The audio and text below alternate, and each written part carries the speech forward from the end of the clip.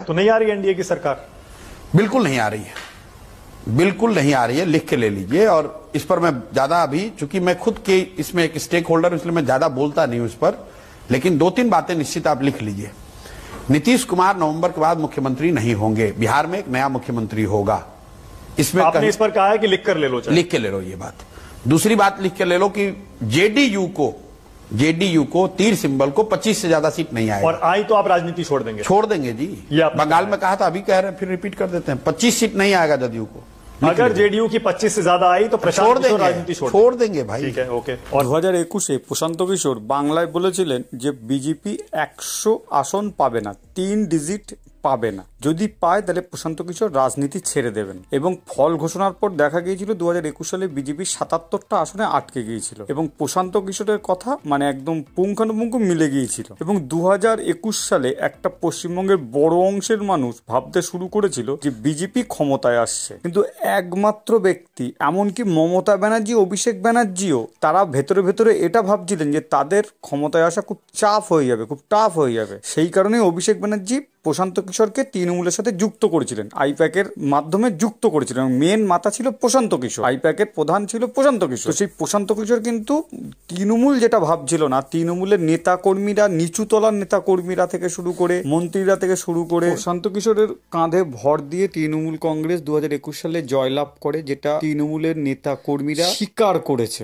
মমতা ব্যানার্জি ভেতরে স্বীকার করেছে, অভিষেক ব্যানার্জি বাঁচিয়েছিল তৃণমূল কংগ্রেসকে 2021 সালে প্রশান্ত কিশোর। সেই প্রশান্ত কিশোর কিন্তু এবার বিহারে ভোটে দাঁড়িয়ে তার নতুন দল একদম সেখানে চ্যালেঞ্জ করেছিল জেডিইউ। যে ভিডিওটা আপনাদেরকে প্রথমে দেখালাম, যে আমি বাংলায় গতবার মানে 2021 সালে আমি প্রমিস করেছিলাম, চ্যালেঞ্জ করেছিলাম, সেটা মিলেছে। এবারেও 2025-এ মিলবে বিহারের ক্ষেত্রে, কিন্তু বিহারে ভরাডুবি হয়ে গেছে প্রশান্ত কিশোর। এবং যে ভিডিওটা দেখতে পাচ্ছেন বিহারে ফল ঘোষণা হওয়ার পরে প্রশান্ত কিশোরের অবস্থা, এটা কিন্তু তৃণমূল কংগ্রেসের জন্য ভীষণ চিন্তার বিষয়। প্রশান্ত কিশোর কিন্তু এইবারে আর তৃণমূলকে হেল্প করবে না, তিনি অলরেডি বলেই দিয়েছেন তিনি আর রাজনীতি করবেন না। তার কথাই কিন্তু পরিষ্কার, যদি তার কথা না মেলে, তার অঙ্ক না মেলে, তিনি রাজনীতি করবেন না। সেক্ষেত্রে প্রশান্ত কিশোর কিন্তু প্রচণ্ডভাবে ভেঙে পড়েছেন। তার চ্যালেঞ্জ কিন্তু মিডিয়াতে রয়েছে, ওপেন চ্যালেঞ্জ তিনি যেটা দিয়েছেন মিডিয়ার কাছে কিন্তু সেটা রয়েছে।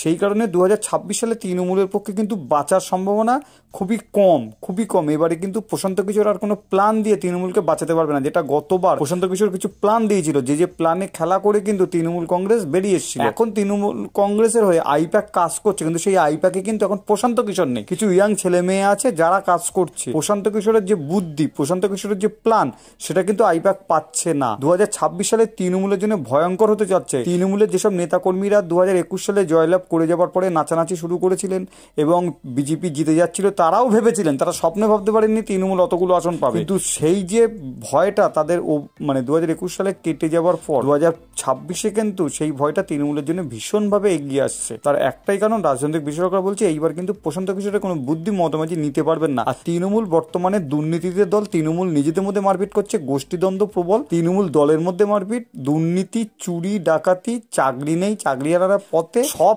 মানে পরীক্ষার জন্য সেগুলো কেস হয়ে যাচ্ছে। আবার সুপ্রিম কোর্ট এসএসসি নতুন যে নিয়ম পরীক্ষা হয়েছে সেখানে আবার দুর্নীতি হয়েছে, সেটা নিয়ে আবার কোর্টে চলে গিয়েছে। তৃণমূল নাজেহাল অবস্থা। সেই জায়গা থেকে বাঁচানোর মতন কিন্তু প্রশান্ত কিশোর তৃণমূলের পাশে নেই 2026-এ, এবং এটাই কিন্তু তৃণমূলের জন্য কাল হতে পারে। আপনি কি মনে করছেন প্রশান্ত কিশোর 2026-এ তৃণমূলের আর বাঁচাতে আসছে না? কারণ প্রশান্ত কিশোর নিজেই শেষ হয়ে গিয়েছে। তৃণমূল কি 2026 সালে আবারও ক্ষমতায় আসতে পারবে, বাঁচতে পারবে? আপনার মতামত অবশ্যই কমেন্টস করে জানান। ভিডিও ভালো লাগলে লাইক করবেন। ধন্যবাদ। নতুন ভিডিও দেখাবো খুব তাড়াতাড়ি, সাথে থাকবেন।